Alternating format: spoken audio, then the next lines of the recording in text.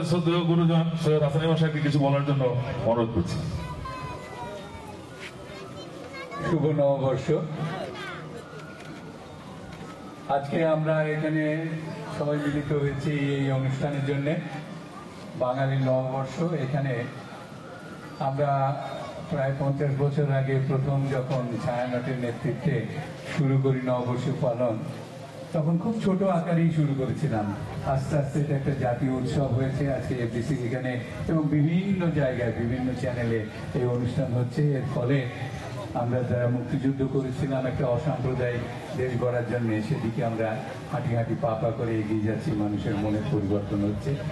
আর তোমরা যারা চলচ্চিত্রে এখানে আছো, তোমাদের বিরাট দায়িত্ব আছে। চলচ্চিত্র মানুষের মন পরিবর্তন করে, সেটা খারাপ দিকেও করতে পারে, ভালো দিকেও করতে পারে। আমরা চাইবো ভালো দিকে করে, সেই জন্যে আমরা ভালো ছবি বানাবো এবং ভালো ছবি করব, এটি আমরা আশা করি। এবং আজকে যে চলচ্চিত্রের দুরবস্থা সেটা কেটে যাবে যদি আমরা সত্যিকারের মানুষের মনের মতো ছবি করতে পারি। সেই আশা ব্যক্ত করে আজকের এই নতুন বছরের নতুন দিনে আশা করি আগামী বছর চলচ্চিত্রের জন্য খুব ভালো যাবে। আমরা সবাই ভালো থাকবো, ভালো কাজ করব এবং চলচ্চিত্রের উন্নতি সাধন করবো। সবাইকে ধন্যবাদ। হাসান ভাইকে ধন্যবাদ। আর এখন আপনাদের সামনে বক্তব্য রাখবেন আমাদের মান্না ফাউন্ডেশনের চেয়ারম্যান আমাদের সেলিম মান্না। আজকে আমাদের এই অনুষ্ঠানটা শিল্পী সমিতির আয়োজনে হচ্ছে এবং সহযোগিতা আছে মান্না ফাউন্ডেশন, আপনি সবাই জানেন। এখন কিছু বলছে সেলিম ভাবি। কিছু কথা,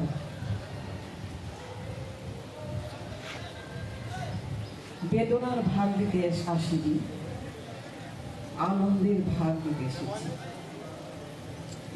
শুভ নববর্ষ।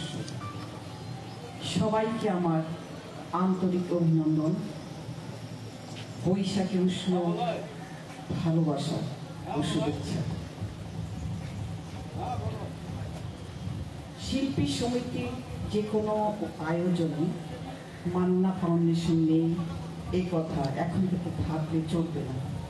আমি মনে করি মান্না ফাউন্ডেশনের সমস্ত কার্যক্রমে ও শিল্পী সমিতির সমস্ত কার্যক্রমে দুটি সংগঠন অঙ্গাঙ্গিভাবে চলতে থাকবে। আমরা আশা করব আপনাদের সকলের সহযোগিতা তা আমাদের সেই লক্ষ্য পূরণ করতে সহায়ক হবে।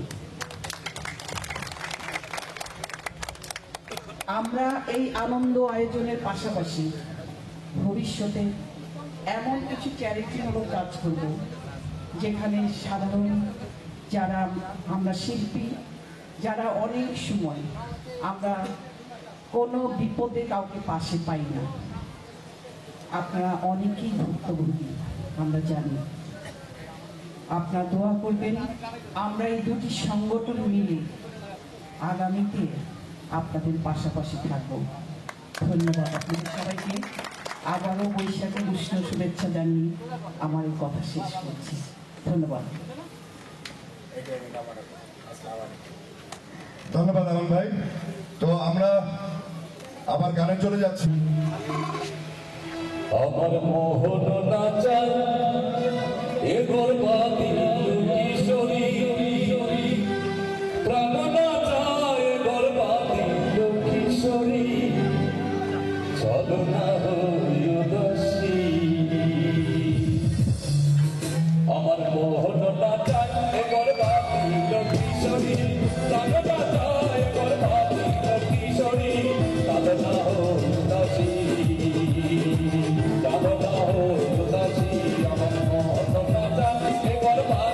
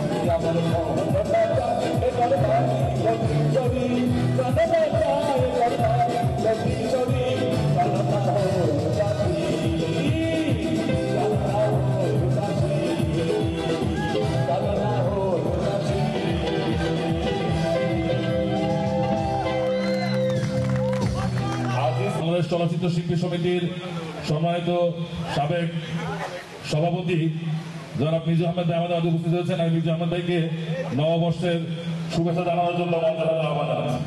আমার গানের সন্তুষ্ট উনি আমাকে 500 টাকা পুরস্কার দিয়েছে। 500 টাকা নয়, 5 কোটি টাকা। থ্যাংক ইউ ধন্যবাদ। আপনারা এখানে যারা উপস্থিত আছেন এবং চলচ্চিত্রের সবাইকে নববর্ষের শুভেচ্ছা।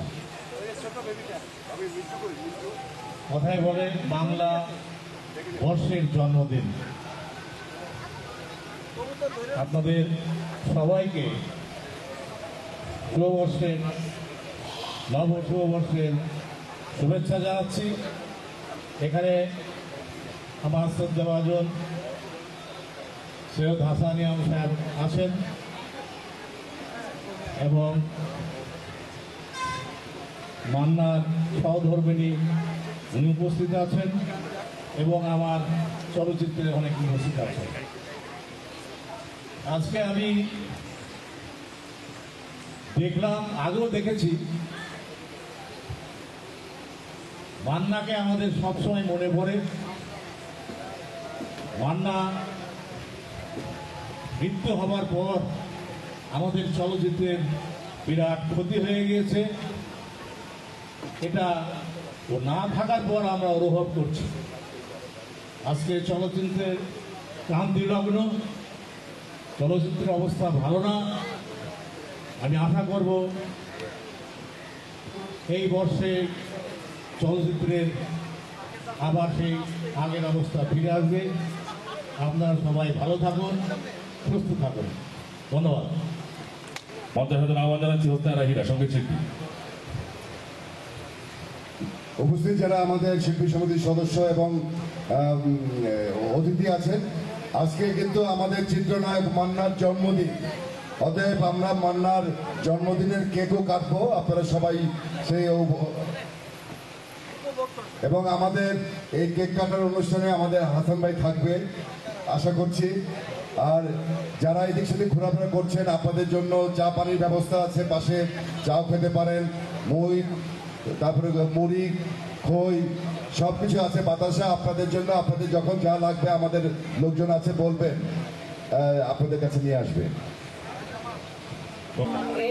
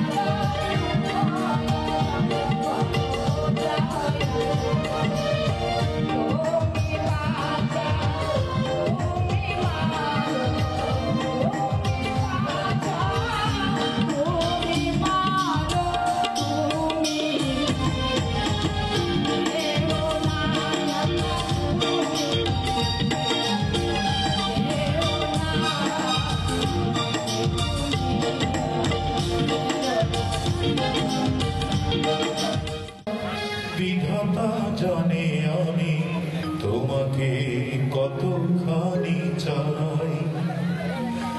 ঈশ্বর আল্লাহ বিধাতা জানে আমি তোমাকে কতখানি চাই। তোমারই প্রার্থনা ছাড়া